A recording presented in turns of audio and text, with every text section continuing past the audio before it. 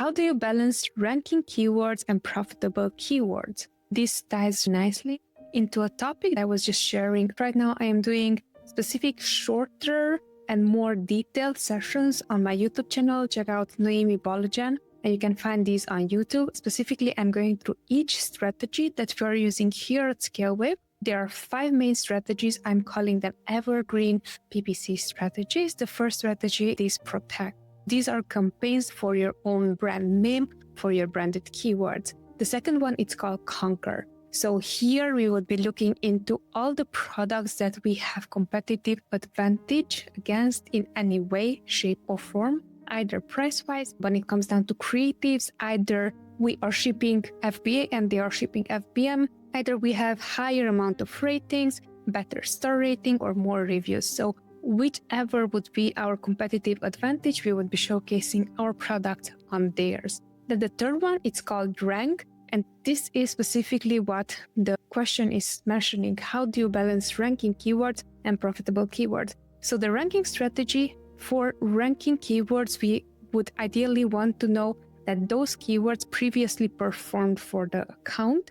And the way how we would be looking up those keywords, we would be downloading the search term report data for the past 30 days, and we would ensure that those specific search terms, especially in sponsored products, are bringing us more than 2 to 3 sales. And then we would be looking into, all right, which are our top 5 keywords that are bringing most of the sales? Very interestingly, what you're going to see on your end whenever it comes down to downloading the search term report, there are specific ASINs and search terms that convert most of the time, bringing you most of the sales. This is very typical on the accounts we handle as well.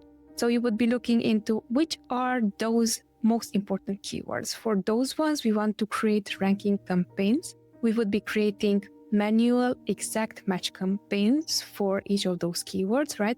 And we want to ensure that we're showing up for those specific keywords. Now, the next strategy is called dominate. And basically what that is, it is a power play of placement. So for these specific exact search terms that we want to show up for, maybe top of search, we would be adjusting our placement modifiers to show up on top of search. So that would be the strategy behind. And then the very last strategy is called discover.